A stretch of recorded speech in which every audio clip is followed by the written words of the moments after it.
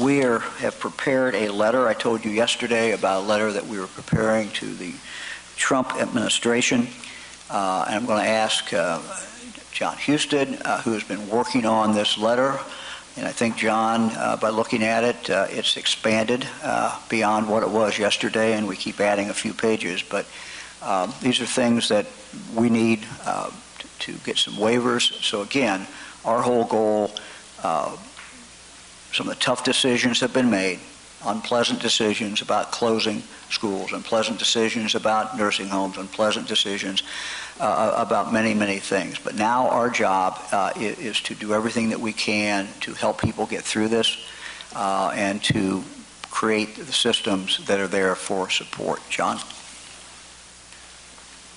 Get that out of your way. Thank you, Governor DeWine.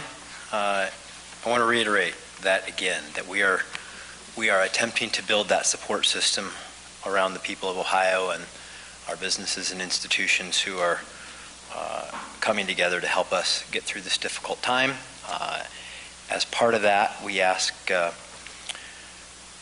sent this letter, Governor and I, to President Trump and Vice President Pence earlier today with requests from our agencies on regulatory and other relief that is necessary. We copied our congressional delegation. I have received calls, and I'm sure the governor has, from both members of our congressional delegation and our legislature asking to be supportive of these requests, and we appreciate that. As I mentioned yesterday, the genesis for this is that we've asked state employees to limit their person-to-person contact. But some of these state employees are the very inspectors and regulators that institutions, businesses, employees rely on to keep the flow of work going. There are a lot of issues that they need to address every day, a lot of things in the pipeline. And those institutions, people, businesses need relief as the regulated on the work and the services that they provide. One example, the governor gave a great example of this, something that the Trump administration was quick to respond on, was the USDA waiver that we requested. We have essentially an additional, let's see here, 17 requests that are in this letter. And these are waivers on things like inspection that are tied to funding, audit requirements, and the like, so that there is no or minimal disruption in these services. We don't, as I mentioned, want any regulatory delays any more than is necessary. Let me highlight a few of these issues that are in the letter so you get a feel for what we're talking about.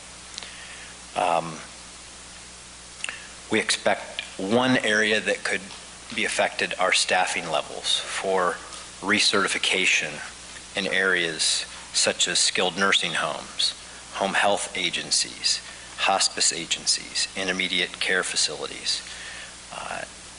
We're asking for a waiver on these recertifications so that these individuals are not disrupted or their institutions in providing those services.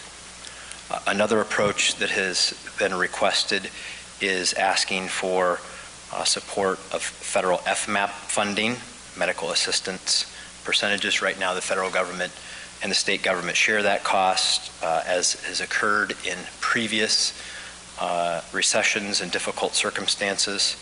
For example, 9/11, we ask that the federal government take a bigger share of this, and then the state resources then can be put in to the response to the COVID-19 pandemic.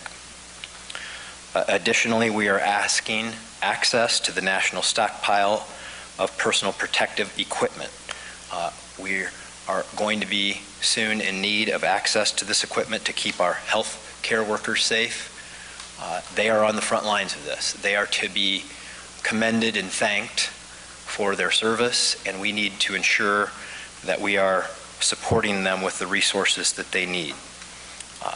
Again, we understand, and I believe the Ohioans are beginning to understand the challenges that lie ahead, and this is just one step forward on building that support system that we will all need to get through this. We are working on recommendations from business leaders. We are working with local governments and other providers on expanding this list. This will not be the last time that the President, Vice President, and the congressional delegation hear from us. We're quite sure of that. But at this moment, everyone is coming together. I know I've been uplifted by some of the calls from businesses who, after the governor spoke of price gouging, that promised that they would hold prices, particularly for necessary and critical equipment, where they are. We've had internet service providers, upon the cancellation of school for 3 weeks, offer free internet service for families who have access to that broadband where they can sign up. The people of Ohio, the leaders of Ohio are responding. They're coming around this. This is pulling us together, and we're going to do our part under the governor's leadership to continue to make sure that state government is playing its role. Thank you, Governor. Thanks, John.